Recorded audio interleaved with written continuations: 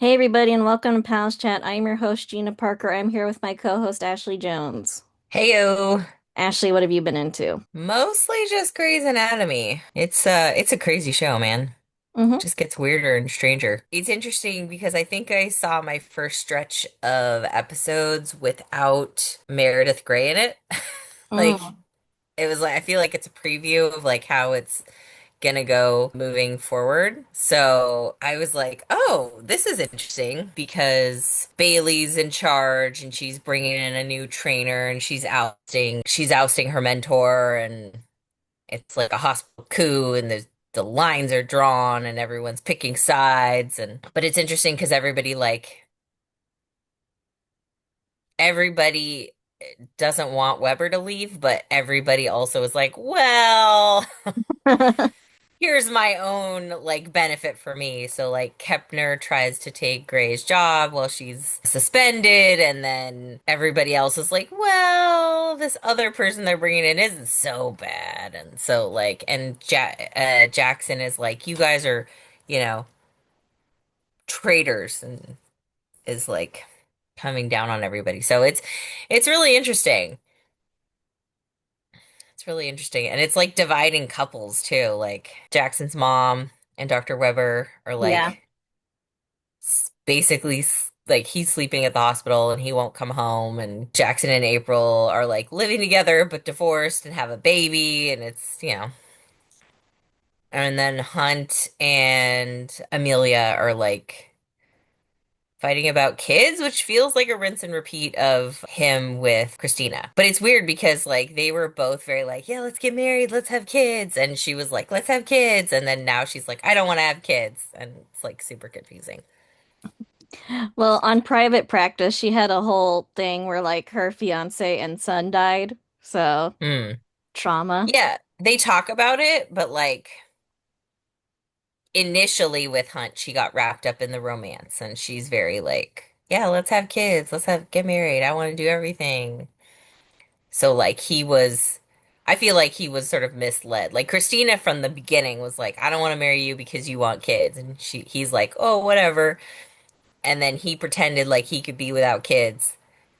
And then she's like, no, you can't. And I love you too much. And I'm not going to hold you back from having kids. So she took herself out of the equation. Whereas Amelia, I just feel like she kind of lied, maybe. Yeah. I think So, she changed her mind, but I mean, peek behind the curtain, the sure. actress was pregnant and needed to be written off the show. So, they had Oh, to create marriage problems so that she could take maternity leave. oh, interesting. Very interesting. Because, yeah. During the whole like separation thing where she's like on leave. hmm Oh, okay. Yeah, you'll notice Interesting. she's gone for like a huge chunk of episodes, and it's like, because I'm Hmm. having problems with Owen, but it's like they clearly Mm. just like filmed some back-to-back scenes of her, and they're just like, 'Cause she's there, but like she's like hiding out at somebody's house or she's hiding out at Meredith's house, and so she like pops in and out, but she's not like at the hospital. and you'll notice she's like holding purses in front of her stomach and standing Ah, behind counters, and I can't wait. That'll be good. So what uh, about you? there is a show I wanted to recommend to you because I thought you might like it, which is called Stumble. It's Hmm. on NBC and Peacock, and it's a show about cheerleading, and it's just like a very dumb comedy, and you and I like very dumb comedies, so I thought you might like. I love dumb comedies. Like, I don't know. I feel like so much of my life is so serious that it's hmm like, oh, dumb comedy. Like last night, my husband and I were wrapping presents and watching Jingle All the Way, and I just like look up and Schwarzenegger's like lighting a fire in some dude's house, and I'm just like, this is great. Yeah, so that's my recommendation for this week. Very cool. We're covering from March to the beginning of June 1986. First things first, this new con man comes to town. His name is Wade Matthews, and he is trying to convince Phoebe that her husband is cheating because Phoebe is rich and he wants to get her husband out of the way so that he can marry her and get all her money, which is how she met her current husband, Langley. He came to town to con her out of all her money. So that's what's going on there. So she So has a type. Nina is getting her memory back and she remembers loving Cliff, but Cliff, after like a year, has started to finally move on with his life. So she's pining in secret. Her amnesia is finally clearing up after all this time, but perhaps too late. Tad is working for Adam Chandler, Erica's ex-husband, and he's doing a bunch of shady business deals. So he got land from his mother-in-law to like build a house for him and Hillary, but he sold it to Adam, and then he got a piece of Palmer Cortland's land and he sold it to Adam so that he can build a new like highway through their property and Mm. hopefully make millions on the deal. And he used Marion to do it and then cut her out of the deal. So he's just doing a lot of shady business dealings currently. Tad is doing shady business deals. Yep. So he's back to his old ways. He was like trying to be like this honest guy making money for his lady, and now he's like being shady again. But he is happily married to Hillary. He's not cheating on her, which, Oh, well, that's good. yeah. Then we have Julie and Charlie. So Julie and Charlie were happily dating for a while. There started being rumors going around that she was easy by this guy, Chet. And then she ended up developing feelings for Chet. And so they like break up, get back together, break up again. And Charlie starts dating other girls because he's frustrated with Julie. And yeah, I think with Julie, she's like, I don't want to rush into sex, but she's also feeling drawn to this Chet guy. And Charlie is maybe ready for that, and she's not, but also she does get upset with him pretty easily at a drop of a hat. So I think there's wrong on both sides of this little high Yeah. school couple. Ah, high school couples. Basically, Natalie was set to inherit all of Alex's money when he died. So, like, when he was presumed dead in that avalanche, she got all his money.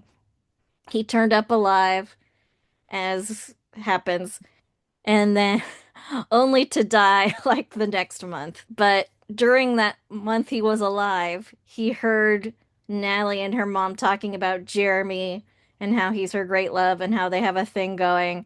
And so he cuts Natalie out of the will completely. And so she's left kind of penniless. And then Natalie decides to go full force. She tells Jeremy he's the father of her baby.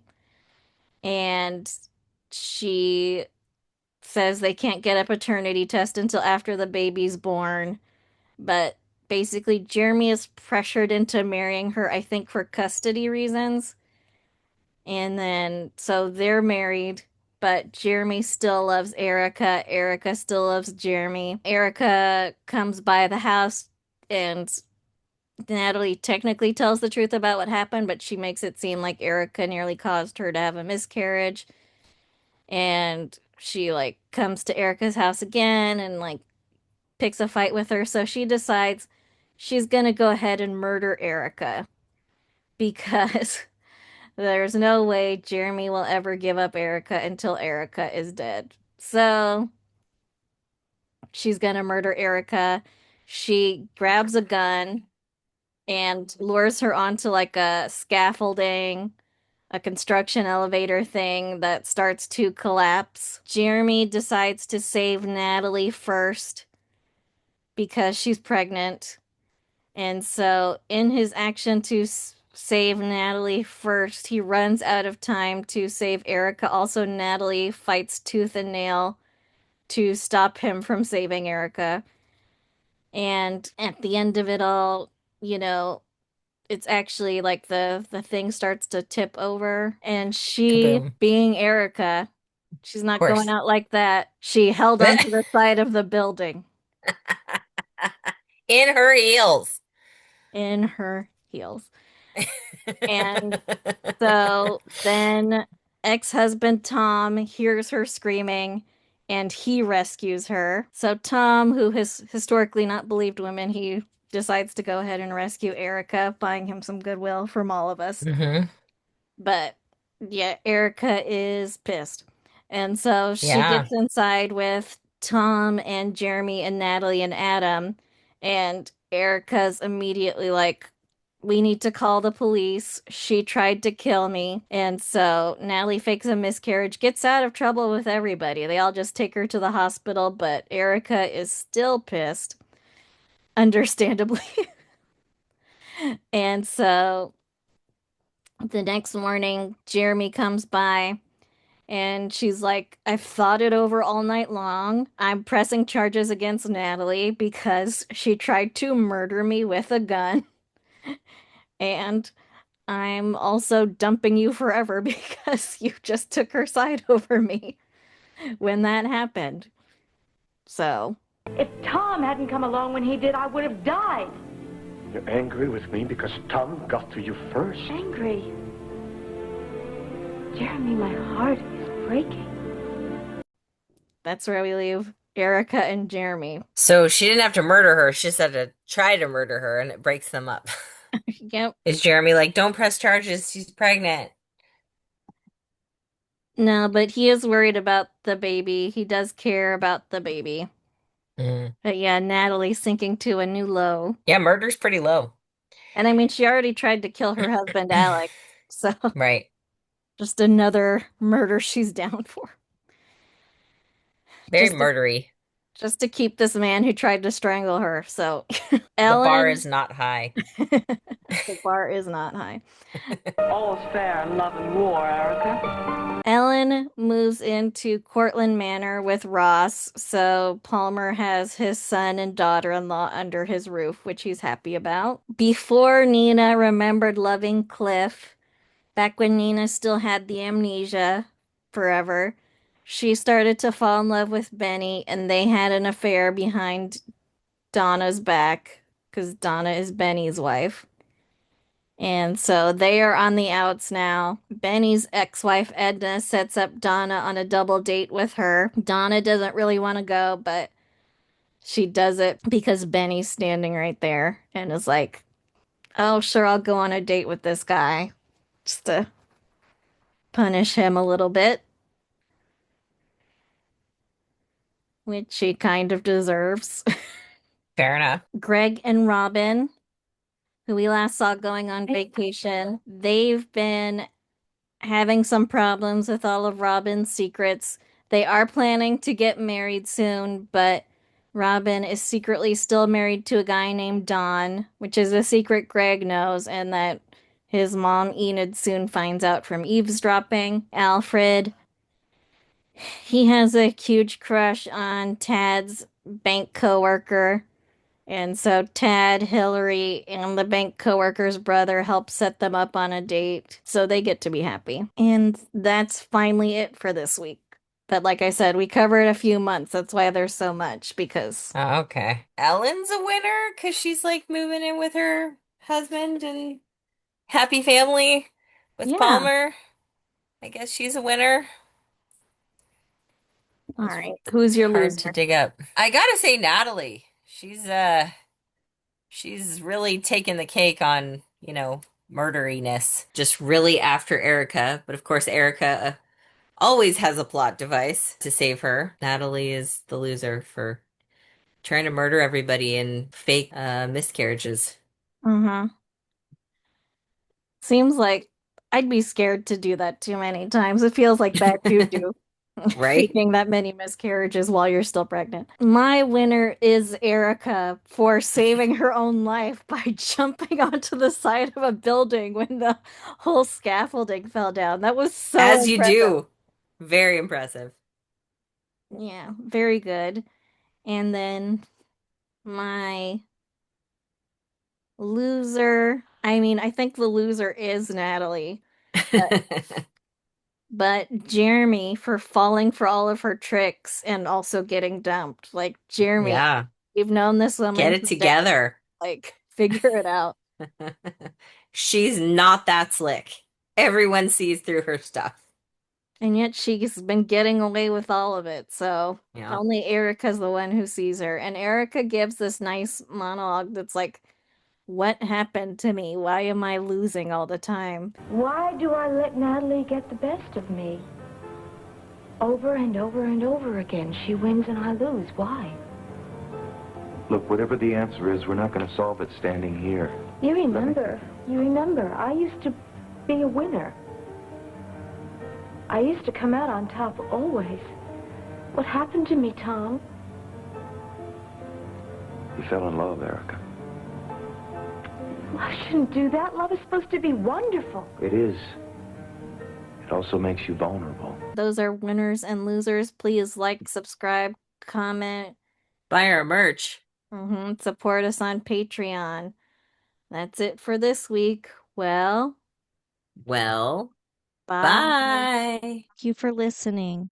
Our theme song is Wouldn't It Be Nice by Sound Mirage featuring Lady Rand.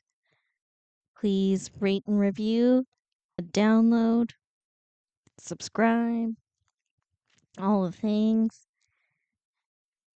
And you can email us at amcrewatch@gmail.com.